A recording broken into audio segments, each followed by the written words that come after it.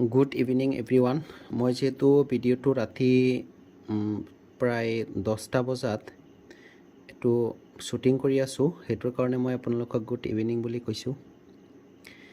আপোনালোকে নিশ্চয় গম পাইছে অসম চৰকাৰৰ তৰফৰ পৰা যে 26,440টা পোষ্টৰ বিজ্ঞাপন ওলাইছে আৰু ইয়াৰ কিছুদিন আগতে স্বাস্থ্য বিভাগৰ পৰা DSSৰ কাৰণে যি পদ মুকলি হৈছে তাৰ এক্সামৰ কাৰণে আপোনালোকে কেনেদৰে নিজকে প্ৰিপাৰেচন চলাইছে কি বুক পঢ়িব লাগিব তাৰ কাৰণে মই কিছুমান আপোনালোকক কিতাপৰ লিষ্ট বা নাম শেয়াৰ কৰিম।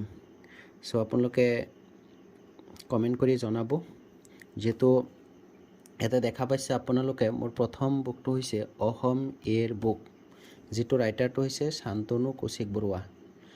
এই বুকটোত যেটো আপুনি অহমৰ গোটেই হিষ্টৰীৰ পৰা আদি কৰি কাৰেণ্ট এফেয়াৰ্স আৰু জিকে সকলো ধৰণৰ কুৱেশ্যন ইয়াতে পাব। এটো এটা পূৰ্ণাংগ বুক হয়।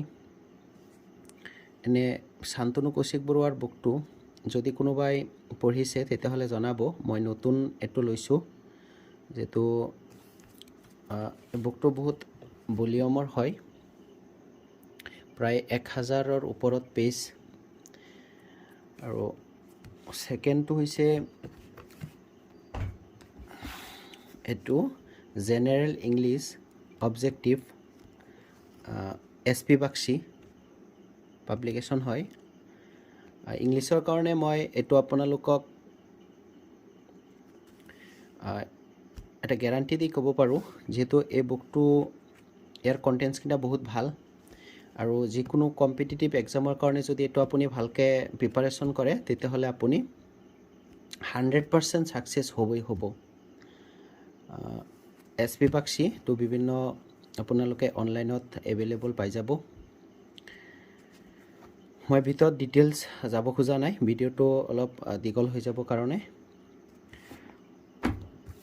আৰু এটো এটা আৰু এখন বুক যেটো নতুন জানেনে সেম ৰাইটাৰ শান্তনু কৌশিক বৰুৱা আৰু প্ৰীতিমা কৌশিক বৰুৱা। এটো আৰু জিকেৰ কাৰণে ভাল। ৰিজনিং যেটো আমাৰ বেছি প্ৰবলেমটো হয় কি ৰিজনিংৰ ওপৰত।